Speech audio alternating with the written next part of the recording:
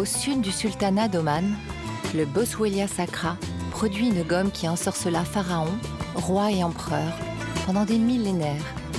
Une résine aromatique légendaire qui valait le prix de l'or durant l'Antiquité. Synonyme de traversée du désert ou de grandes odyssées maritimes, les routes de l'encens fascinent toujours depuis le premier bateau à destination de l'Égypte qui partit près de 3000 ans avant Jésus-Christ. L'encens était utilisé pour embaumer les momies des pharaons et honorer les dieux des temples. Dans la Bible, les rois mages venus d'Orient offrent à l'enfant Jésus de l'or, de la myrrhe et de l'encens.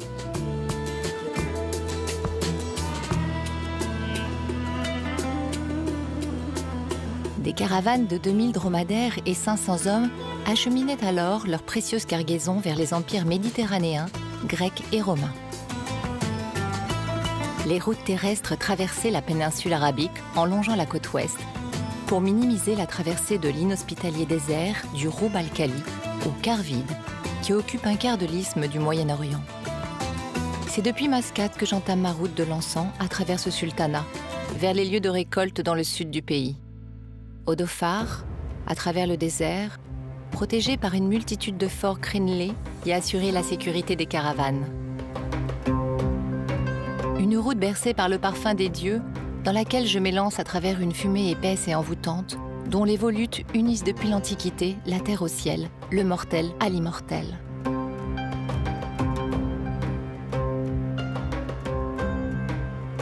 Capitale du pays depuis le XVIIIe siècle, Mascate bénéficie d'un emplacement spectaculaire, dans un renfoncement des contreforts de l'Adjar, ce massif de montagnes qui traverse tout le nord du pays et fait face aux eaux bleues saphirs du golfe d'Oman. En 30 ans, Mascate a connu un développement sans précédent. La capitale du sultanat, dont le nom signifie « lieu de mouillage », est en effet passée de l'état de petite cité maritime à celui de ville aux infrastructures ultramodernes. Mascate, ville d'1,5 million d'habitants, dont 45% d'expatriés, s'étend sur un périmètre important. D'ouest en est, ces quartiers couvrent une centaine de kilomètres, égrénant des rangées de maisons blanches de part et d'autre de la voie express qui traverse la capitale.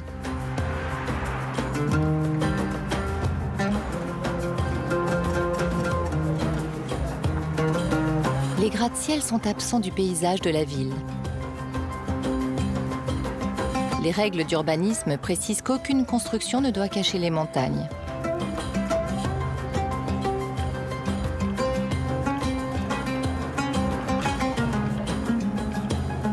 Les jardins et espaces verts sont fréquents dans la ville. Elle est régulièrement récompensée comme une des villes les plus propres au monde.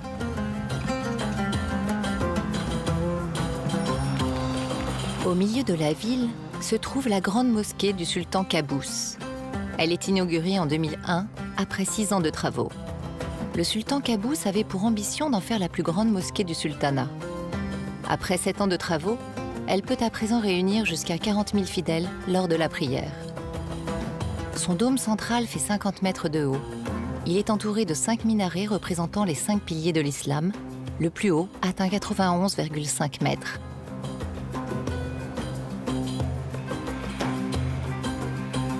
Un lustre de 8,5 tonnes et illuminé par 1122 lampes trône au milieu de la grande salle de prière qui peut accueillir à elle seule 20 000 croyants.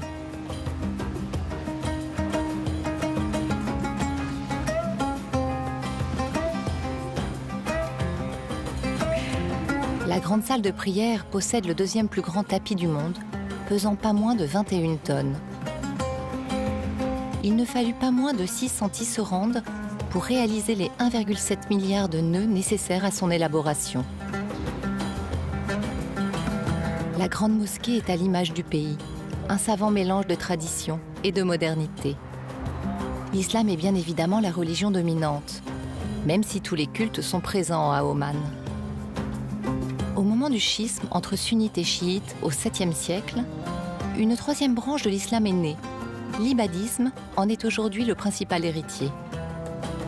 Les Ibadites sont souvent décrits comme les démocrates de l'islam. Pour les premiers Ibadites, le calife devait être élu sans distinction de rang. Le commandeur des croyants devait être choisi pour sa vertu, son savoir et sa piété, et non pour son appartenance à la tribu de Mohammed comme chez les sunnites ou à sa famille comme chez les chiites. Le sultanat d'Oman est le refuge de cet islam érudit et raffiné, pratiqué par moins de 1% des musulmans dans le monde. Il me tarde à présent de visiter le souk pour enfin voir l'or blanc. Le souk se trouve dans la grande baie de Moutra, juste derrière le port de Mascate, qui est gardé par 2 forts.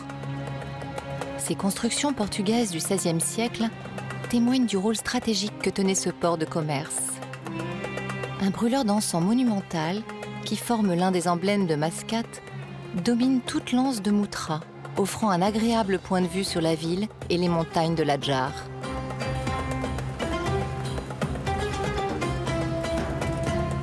Dans le port se côtoient aussi bien des yachts dernier cri que des boutres traditionnelles. Ce sont ces bateaux qui parcouraient les mers, les cales chargées d'encens et assuraient la circulation de cette matière entre les pays de la région et bien au-delà, jusqu'en Asie.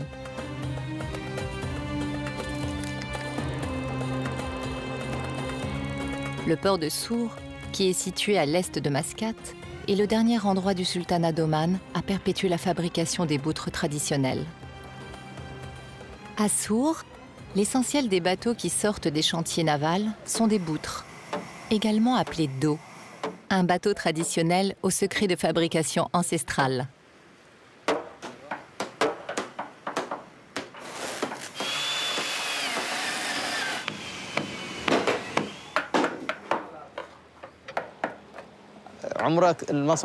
Ce chantier naval a plus de 70 ans.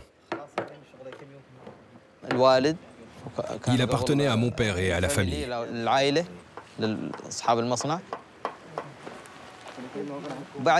Quand mon père a vieilli, nous avons pris la relève et nous avons poursuivi son travail.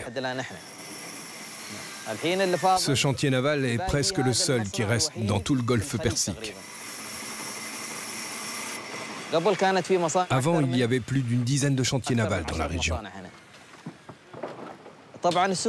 L'industrie de la construction navale existe ici depuis des siècles.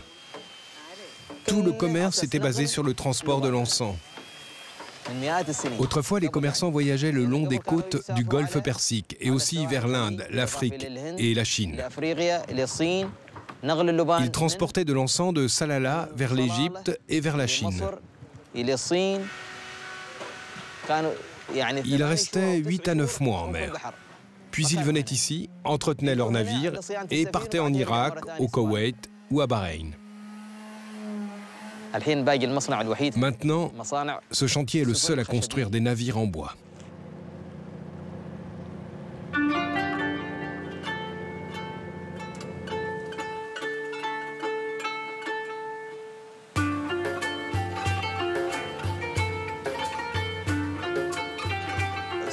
Autrefois, les navires ne naviguaient pas à la voile, ils n'étaient pas mécanisés, ils utilisaient des rames. Ils utilisaient des rames tout au long du voyage, de la région du Dhofar vers l'Inde et la Chine.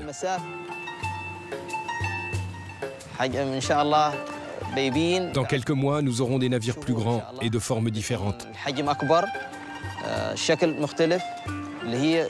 Nous allons fabriquer un navire de forme ancienne et patrimoniale. Il naviguera de la ville de Sour vers la Chine et vers l'Afrique. Il suivra le même circuit que celui de nos ancêtres, si Dieu le veut.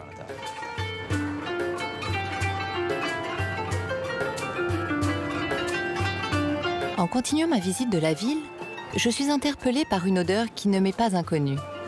Suivant ce parfum si particulier, j'arrive au souk.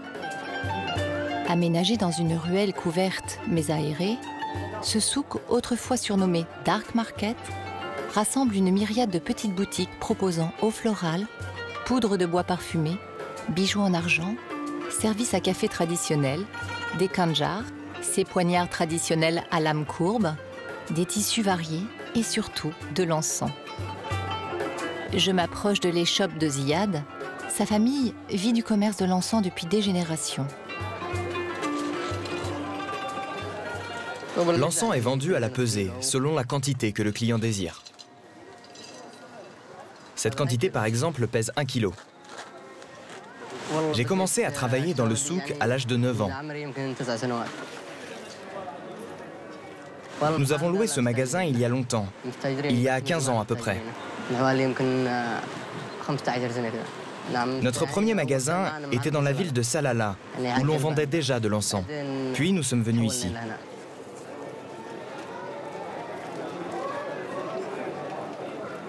Le commerce de l'encens est prospère pendant les vacances, en janvier, février et mars.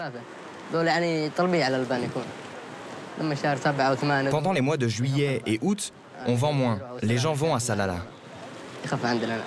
Les meilleures qualités restent celles de Salalah. Là-bas, on y trouve tous les types d'encens. Ici, il y en a moins. À Salalah, l'encens est abondant et de très bonne qualité, mais le prix est un peu plus élevé. C'est parce qu'il est de bonne qualité, comme celui-ci, et que ses grains sont gros. On trouve différentes sortes d'encens, des grands grains, des petits, et il y en a qui sont malléables et d'autres moins. Si vous voulez le meilleur encens, vous devez aller à Salalah. Suivant ses conseils avisés, je prends la route en direction du sud, vers la région du Dhofar, afin d'y découvrir la meilleure qualité de cet or blanc. Il est donc temps de quitter Mascate et de prendre la route sinueuse des montagnes en direction du sud. Ma prochaine étape est la ville de Bala. La route est bordée par d'innombrables forts qui veillent sur les habitants et témoignent dans l'histoire de la nécessité de protéger cette route marchande.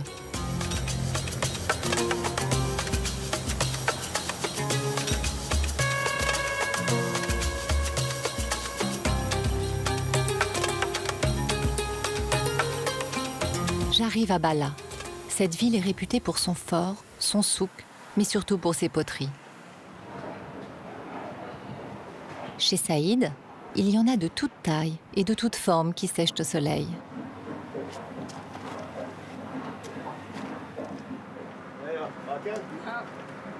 Tradition millénaire, Saïd fait partie de l'une des plus vieilles familles de potiers de la ville.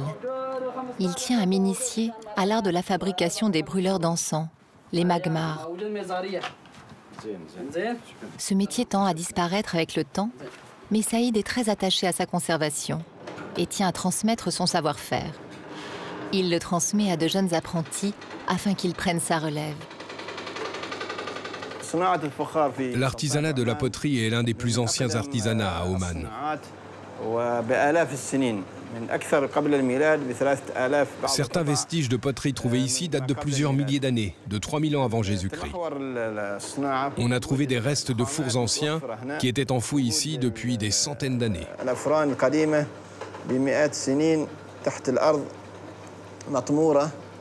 Ces découvertes témoignent que l'artisanat de la poterie existe depuis l'Antiquité à Oman, et particulièrement à Bala. Autrefois, l'artisanat de la poterie existait dans toutes les régions d'Oman.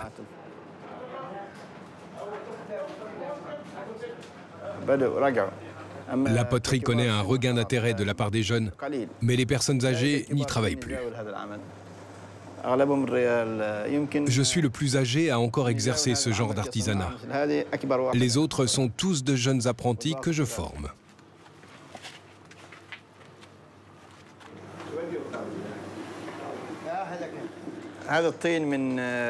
Cette argile provient d'ici, de la région de Bala. C'est le matériau qu'on utilise dans cet artisanat.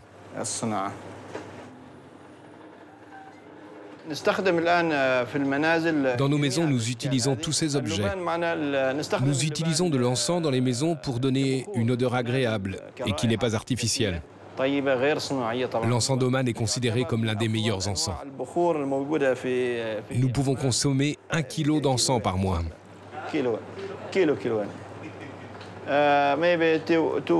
Des fois 2 kg ou 1,5 kg d'encens. Ce n'est pas beaucoup.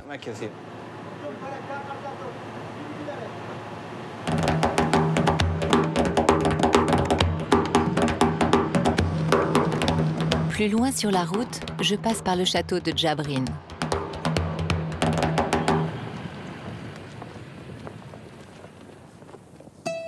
Dès l'entrée dans la cour, je suis touchée par la pureté des lignes.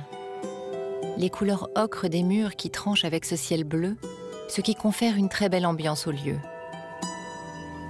Le château de Djabrin a été construit en 1670, pendant la période la plus prospère de la dynastie des Yaroubides. Les Yaroubides ont chassé les Portugais d'Oman et attaquèrent leurs possessions en Afrique, passant ainsi du statut de dominé à celui de colonisateur. L'établissement de comptoirs d'épices et d'esclaves, allant de Zanzibar à Mogadiscio et de Bahreïn au Pakistan actuel, contribuèrent à constituer la fortune des sultans d'Oman. Le château a été entièrement rénové dans les années 1980. L'intérieur du château est un parfait exemple de l'architecture traditionnelle omanaise, comme en attestent ses plafonds peints et ses moucharabiés en bois. Le château de Djabrin avait plusieurs fonctions. En plus de servir de résidence secondaire à l'imam Bilarab bin Sultan lors de ses déplacements. Il était également un lieu d'études astronomiques, une école coranique, une place forte et même une prison. Il pouvait accueillir jusqu'à 300 personnes dans son enceinte. Le toit-terrasse dispose de plusieurs niveaux où on accède via des escaliers depuis chacun des bâtiments. L'enceinte est bardée de murailles avec des créneaux et des meurtrières. Une partie accueille des canons. La vue à travers les fenêtres ou depuis le sommet du fort offre une vision à 360 degrés sur la Palmeraie. Au loin, on voit se dresser les montagnes de l'Adjar.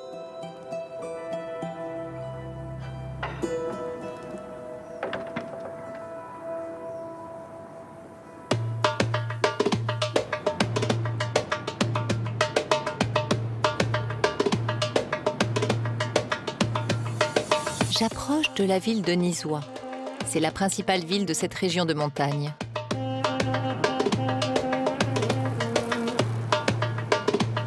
Dans cette ancienne capitale du sultanat, le commerce des dattes est très important. De grandes foires aux dattes sont régulièrement organisées dans la ville. Mais c'est une autre spécialité qui m'attire. La halwa. Cette pâtisserie est très prisée des Omanais. On la déguste habituellement avec un café à la cardamone. La halwa de chez Al-Safi est réputée à travers tout le sultanat. Il gagne régulièrement des prix à chaque concours. Shams est le fils du fondateur de la pâtisserie Al-Safi. Il m'emmène dans le laboratoire où il fabrique la halwa. La halwa est une pâtisserie variée. Elle diffère en fonction de la qualité de ses ingrédients. La halwa a été traditionnellement mélangée à la main pendant de longues heures afin d'y incorporer tous les ingrédients. La modernité étant passée par là, ce sont des batteurs mécaniques qui remplissent maintenant cette tâche fastidieuse. Après la cuisson de la pâtisserie, on verse la halwa dans une grande marmite, puis on la sert dans de la vaisselle choisie par le client.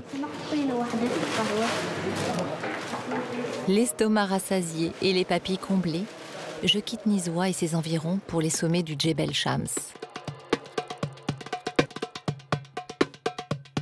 La route de montagne, aux nombreux virages, laisse ensuite la place à un immense plateau qui permet de rejoindre le Wadi al-Nakar.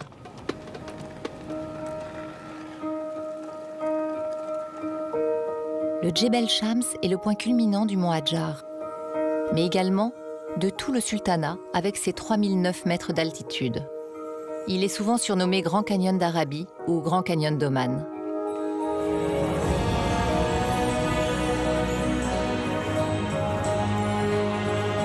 Toutes ces montagnes regorgent de wadis. Ce sont des petits canyons qui résultent de l'érosion des pluies à travers les montagnes. Au-delà s'étend le désert à perte de vue par lequel remontaient les caravanes avec le précieux encens.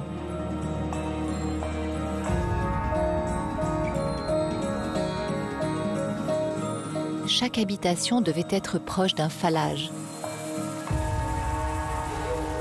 Ce mot désigne historiquement des rigoles creusées dans le sol permettant d'irriguer les cultures dans les oasis et les champs avoisinants. Sans phallage, point de récolte possible dans ce pays au climat désertique.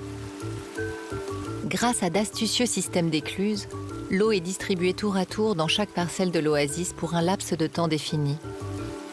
Chaque cultivateur paye en fonction de la durée d'arrosage nécessaire à sa parcelle.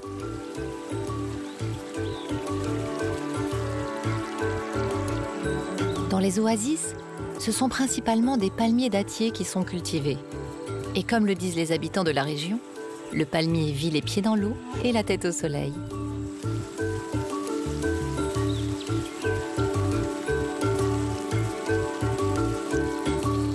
Les phallages servent également au quotidien pour la toilette et pour laver le linge. C'est également une source inépuisable d'amusement pour les jeunes du village. Je dois à présent quitter les montagnes pour prendre la direction du désert de Wahiba afin de partir à la rencontre des Bédouins, ces habitants du désert qui ont guidé les caravanes d'encens depuis des générations à travers l'une des terres les plus hostiles au monde.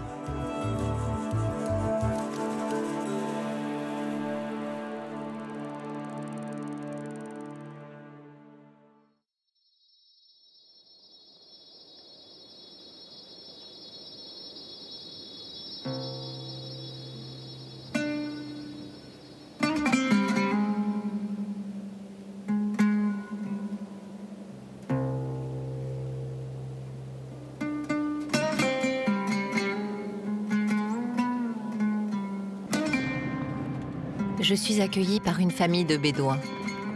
Le terme bédouin vient de l'arabe bad, qui signifie habitant du désert. Ils vont me prodiguer quelques conseils afin d'appréhender le désert.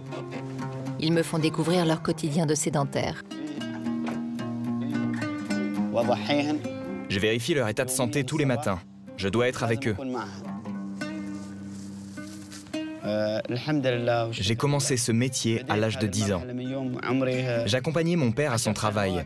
Il m'a appris ce métier et m'a fait profiter de son expérience.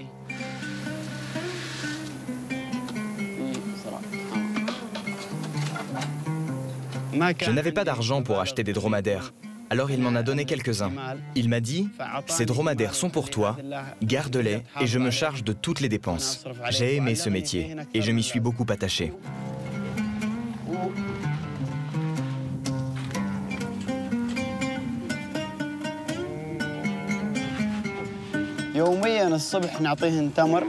On leur donne quotidiennement des dattes et du foin, car les pâturages sont actuellement secs. Il y a quelques années, nous leur avons consacré un abri où ils sont nourris de foin et de dattes.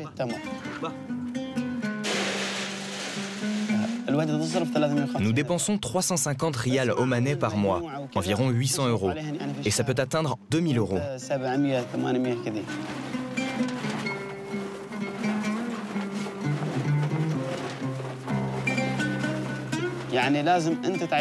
On dépense pour les dromadaires de course autant que pour nous-mêmes.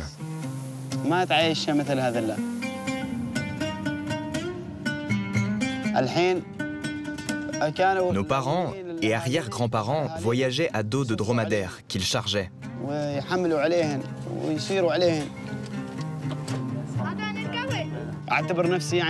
Ce que mon père m'a appris, je le transmettrai à mes enfants à l'avenir.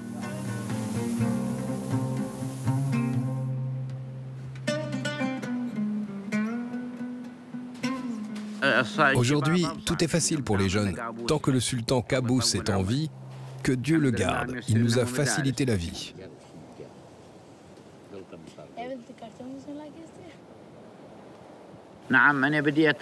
J'ai commencé à faire du commerce à l'âge de 20 ans.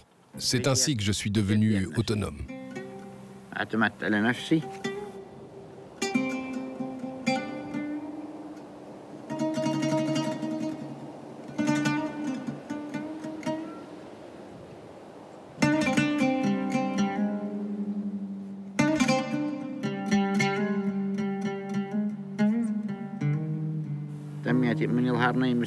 En hiver, on prenait des dattes sèches, on les transportait sur les dromadaires, on suivait le chemin de Salane où on les vendait. Si on trouvait de l'encens, on le transportait et on le vendait aussi. Le commerce le plus difficile, c'était le commerce de l'encens. Parce que les gens se le procuraient au début de la saison de la récolte, ils le réservaient et le stockaient. Les lieux de récolte de l'encens étaient situés loin de chez nous. Alors nous arrivions en retard et son prix avait déjà augmenté.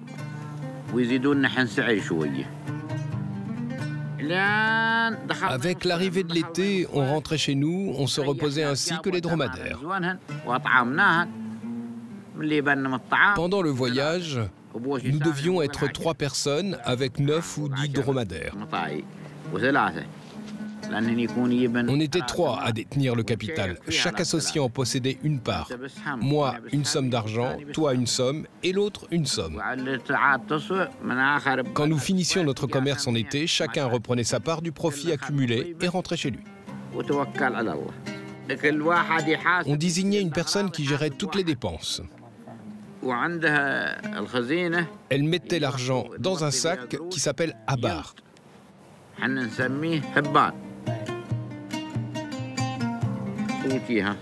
Cette personne gérait tous les comptes et s'occupait des négociations avec les commerçants. C'est ainsi qu'on achetait l'encens et d'autres marchandises. S'il vous arrivait un malheur et que vous perdiez votre marchandise, par exemple, les commerçants étaient tolérants. Ils vous aidaient. C'est ce qui nous est arrivé. On a eu une perte suite à une transaction. Et on nous a dit de payer ce qu'on pouvait, sans nous ruiner. Ici, tous les échanges financiers et commerciaux sont basés sur l'honnêteté et le respect de l'autre.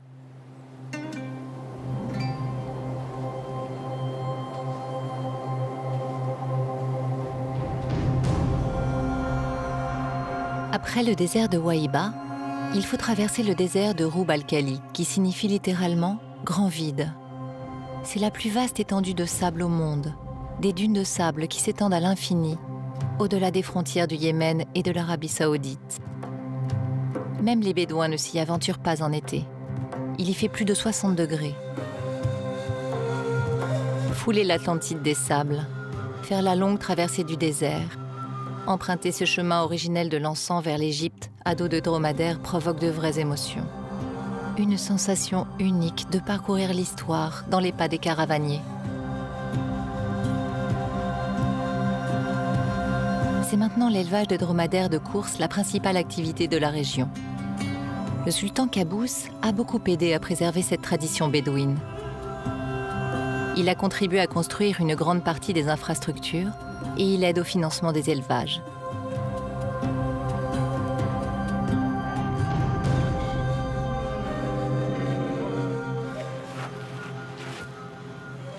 Nous pratiquons l'élevage de dromadaires parce que nous aimons ce métier et parce que nous aimons les dromadaires. Les dromadaires sont une source de vie pour les Bédouins. Ils consomment leur viande et en offrent à leurs invités.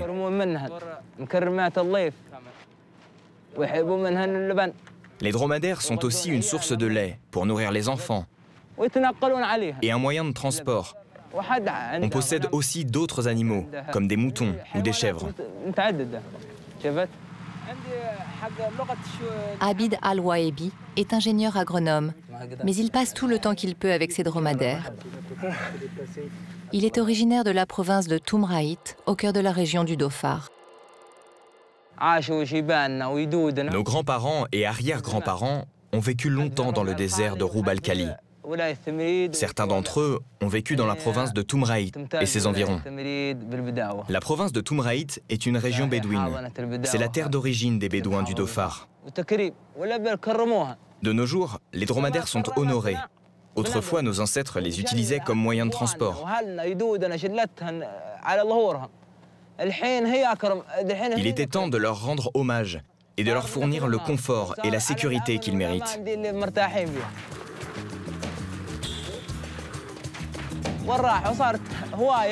Maintenant, l'élevage de dromadaires est devenu une passion. On les aime, on prend soin d'eux, on les déplace vers d'autres domaines.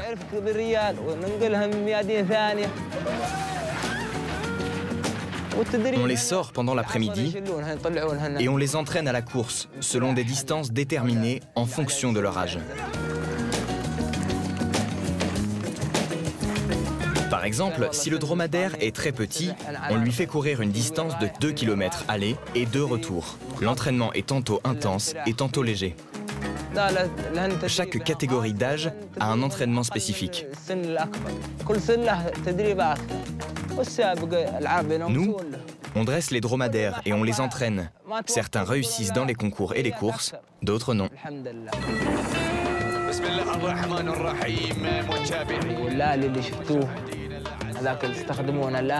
Actuellement, dans les courses, on utilise les robots jockeys à la place des jockeys humains.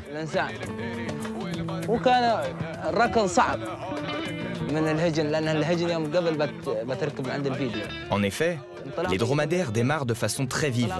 Parfois, les cavaliers sont renversés, blessés ou fatigués lors des longs parcours. C'est pourquoi on a créé ces robots. Autrefois, pendant la course, les cavaliers étaient exposés au risque de chute, de blessures, de fractures et de mort.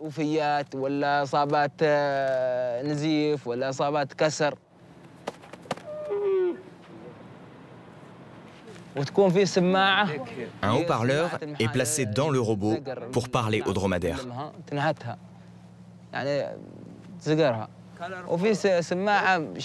Il y a aussi un appareil connecté à un bâton qui donne des coups de cravache afin de propulser le dromadaire.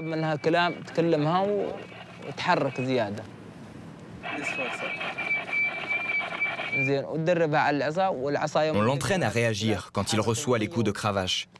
Ces derniers le font bouger.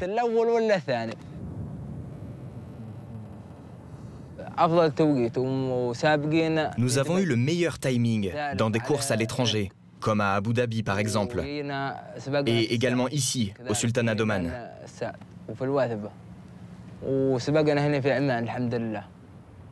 On a aussi participé au concours des meilleurs dromadaires. Et on a eu 15 voitures en guise de récompense. Nous adorons ce métier parce que nous l'avons hérité de nos parents et grands-parents. Il nous permet de faire connaître notre patrimoine culturel. Son voisin Ali, voyant mon intérêt pour la culture omanaise, me propose de le suivre dans son travail de récolte d'encens.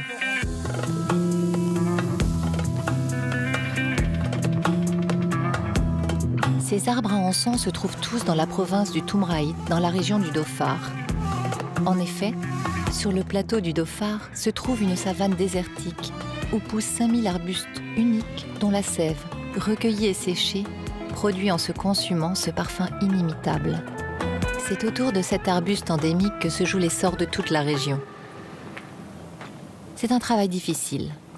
Pour la récolte dans les montagnes, il faut parcourir chaque jour une vingtaine de kilomètres à pied sur des pentes caillouteuses. Les chargements étaient portés par des ânes et des dromadaires. Maintenant, ce sont des 4x4 qui s'acquittent de cette tâche. J'ai commencé ce métier dans mon jeune âge. J'accompagnais des personnes plus âgées que moi, mon père et ses compagnons, lors de leur expédition d'extraction de l'encens.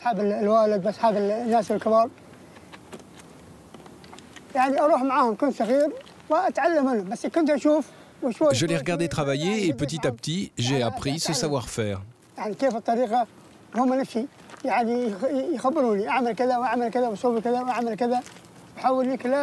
Ils m'expliquaient comment faire pour ne pas trop inciser l'arbre, ne pas trop le vider et ainsi éviter qu'il meure. Il me disait que si l'arbre était abîmé, c'était parce que l'écorce avait été brutalement coupée, que ce n'était pas à cause d'un animal ou autre.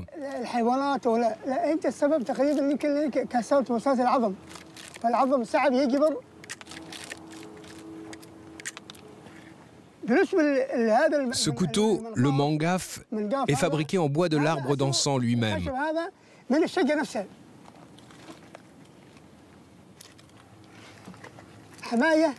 Cette forme permet de protéger la main et lorsqu'on veut couper l'écorce, on doit le faire de manière très précise, en 3 étapes.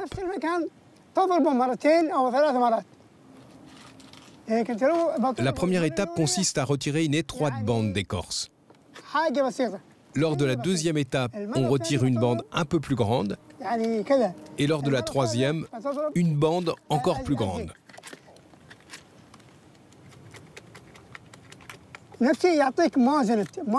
Ainsi, on arrive à inciser l'écorce d'une manière précise et légère. En revanche, si on utilise des instruments pointus, on ne peut pas avoir un bon résultat.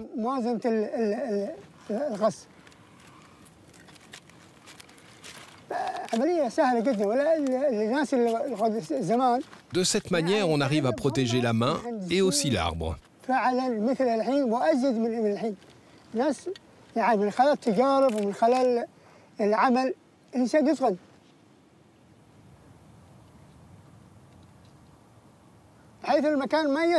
Pendant la récolte, on doit également faire attention à la direction du vent. On doit inciser contre le vent et en face du soleil. Il y a des endroits dans l'arbre qui ressemblent à un petit ruisseau ou une petite vallée et dans lesquels coule l'encens quand on incise.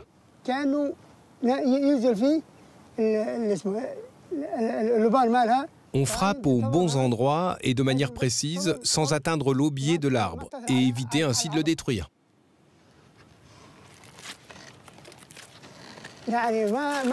Nombreux sont ceux qui travaillent dans l'encens, des centaines de personnes, produisant chaque année d'énormes quantités, généralement pas moins de 10, 20 ou 30 tonnes par an.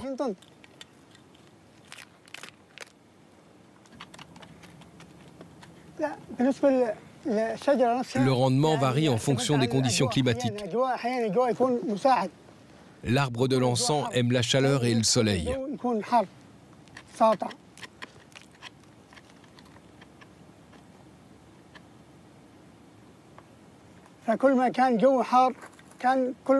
Plus il fait chaud, plus l'arbre se nourrit, respire et devient fort.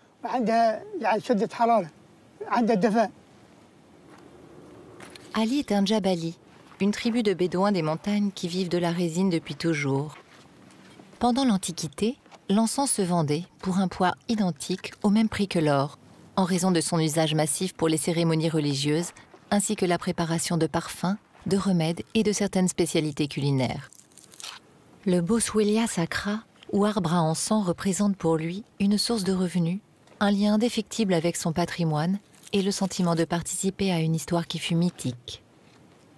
La quantité d'encens obtenue dépend du climat et non de l'arbre lui-même.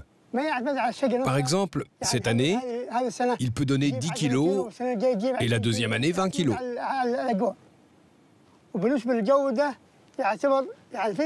On récolte l'encens de plusieurs arbres et on obtient des graines de formes variées.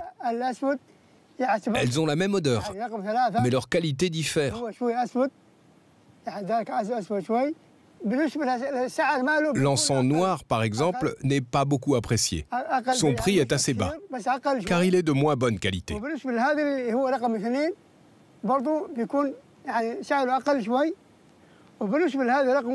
Quant à l'encens de meilleure qualité, c'est l'encens blanc.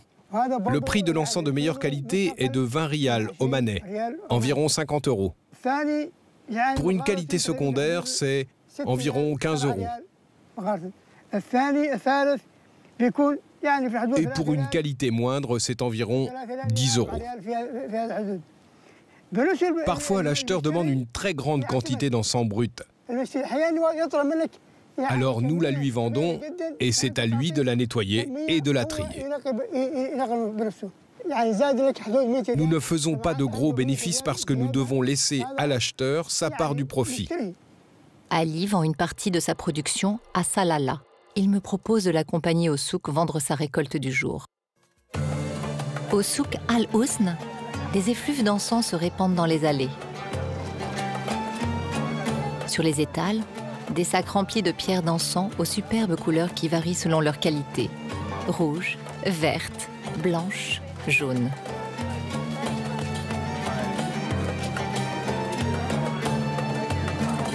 C'est chez Oumaïtam qu'Ali vient vendre sa récolte. Bonjour. Bonjour.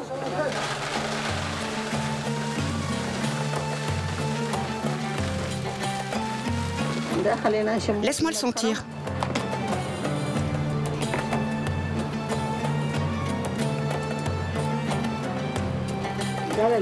Dieu te bénit. Au revoir. Dieu vous bénisse. Au revoir. Ce marché est très ancien. Nos ancêtres y ont travaillé et ils l'ont fait vivre. Nos grands-parents y vendaient des dattes et du miel depuis longtemps.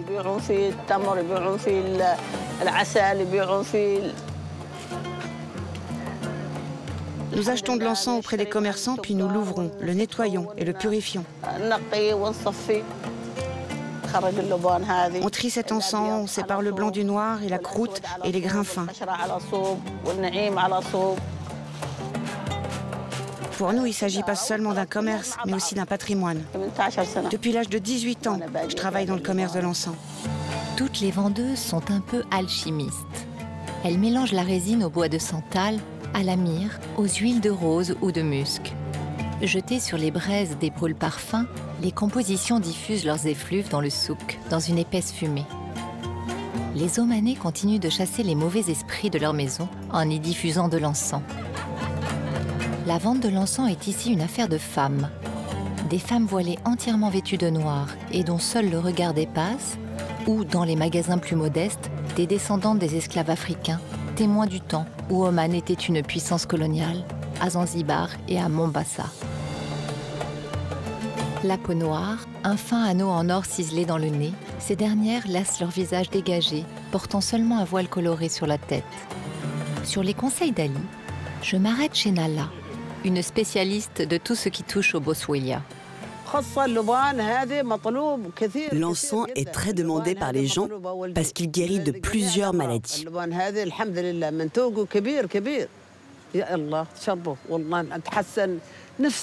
Il vous soulage quand vous l'utilisez. Dès que vous le prenez, la douleur s'estompe.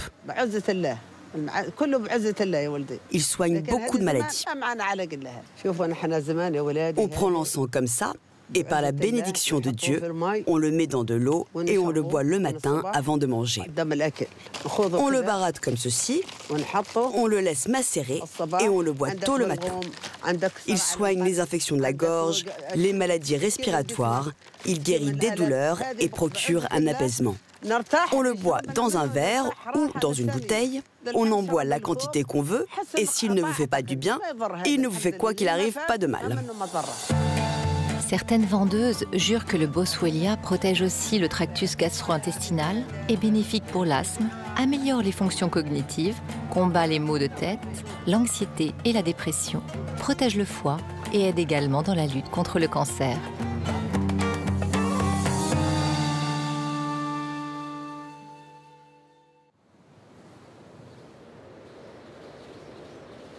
Une fois par an, le Dhofar connaît un véritable miracle.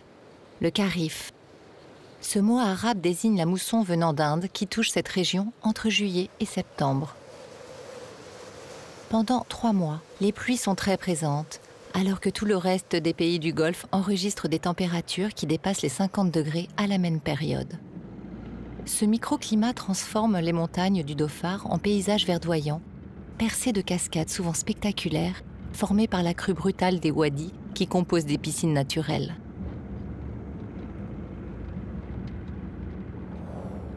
Ce microclimat attire des touristes de tous les pays voisins venant chercher la fraîcheur du Dhofar pour leurs vacances. Le Wadi d'Arba est l'une des pépites du Dhofar où l'on découvre de nombreuses sources et cascades. Entre mi-juin et début octobre, les cascades sont à leur maximum. Les montagnes qui forment le Wadi sont recouvertes d'une végétation parfaitement verte.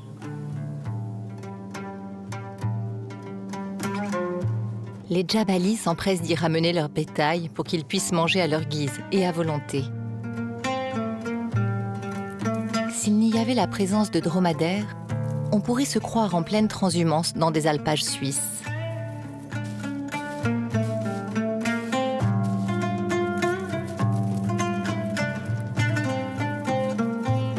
La traversée de ces camélidés dans la brume peut paraître irréelle. On peut également être surpris de les retrouver sur les routes.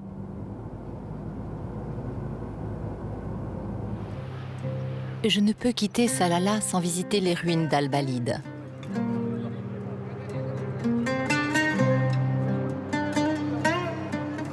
Les fouilles du site archéologique d'Al-Balid ont permis de mieux comprendre le fonctionnement de cette cité fondée 2000 ans avant notre ère.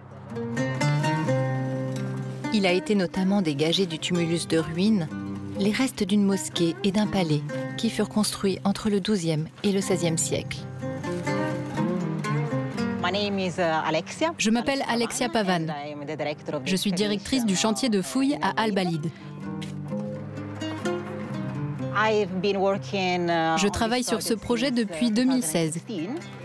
Il s'agit principalement de mettre au jour et de consolider le Hosen.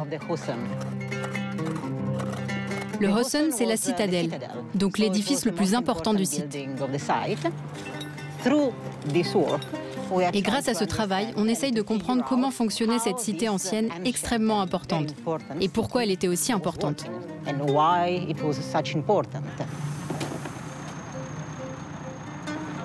Le site est très grand, il fait 64 hectares. Pour une cité médiévale, c'était vraiment énorme.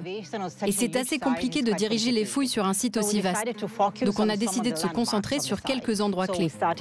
On a commencé par la grande mosquée qui se trouve ici, parce que c'était le bâtiment religieux le plus important du site, bien sûr.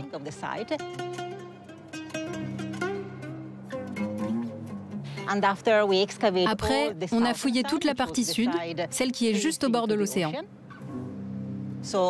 afin d'étudier les structures défensives et la jetée, car c'était un port très important.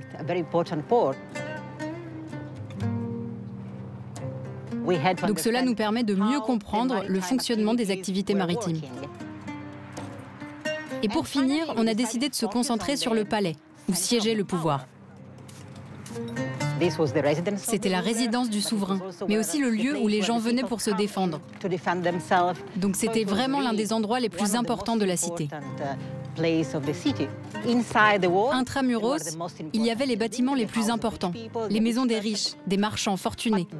Mais le souk lui-même se trouvait en dehors des murs de la cité.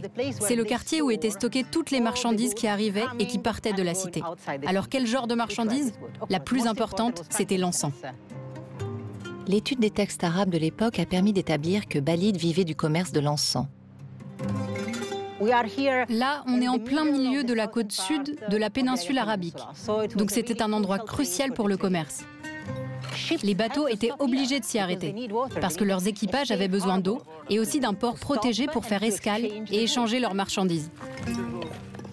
Et ce site a une caractéristique vraiment particulière, c'est qu'on y a trouvé beaucoup de bois de bateau. Et ce bois a été recyclé dans l'architecture.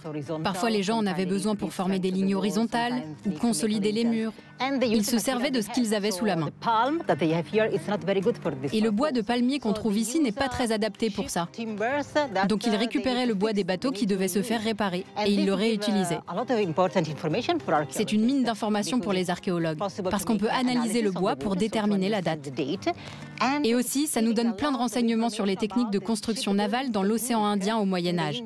C'est très rare de trouver des vestiges de bateaux sur ce genre de site, parce que sur les côtes, l'humidité empêche la conservation du bois. Mais dans certains endroits, le sable a agi comme une enveloppe hermétique. Et on a retrouvé des morceaux de bois intacts, avec les trous et les cordes de noix de coco utilisées pour les réparations. Bref, une véritable mine d'informations. Et on a aussi trouvé une belle collection de poteries chinoises, magnifique et complète. On adore faire des fouilles et on adore trouver des choses. L'histoire de ce site a commencé il y a très longtemps, parce que comme vous pouvez le voir, il y a beaucoup d'eau. Donc jusqu'à l'âge de bronze, c'est-à-dire moins 3000 avant Jésus-Christ, il y avait beaucoup de gens qui venaient ici.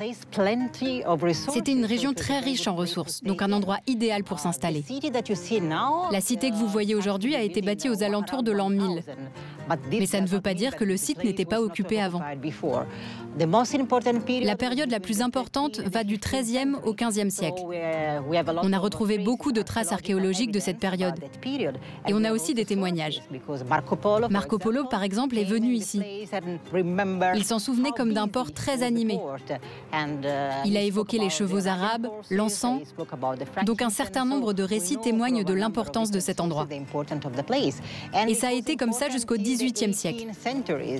Aujourd'hui, Salalah est toujours un port important grâce à son emplacement stratégique, mais c'était déjà le cas dans le passé. C'est un lieu qui a une histoire très riche.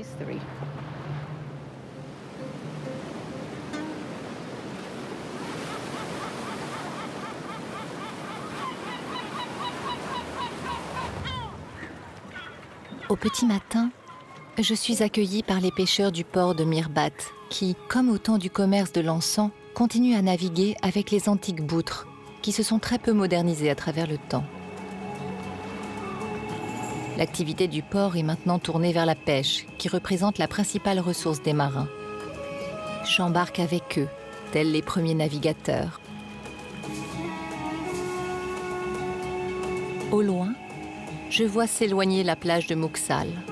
Je laisse derrière moi cette mer turquoise qui vient s'échouer sur le sable blanc, les dromadaires et les boutres qui voguent au loin, comme le faisaient les premiers bateaux chargés d'encens, 3000 ans avant Jésus-Christ. Toutes ces rencontres m'ont éveillée sur l'infinie richesse du patrimoine omanais, ainsi que sur l'hospitalité légendaire de ces habitants du désert qui ont su préserver leur artisanat et leurs traditions.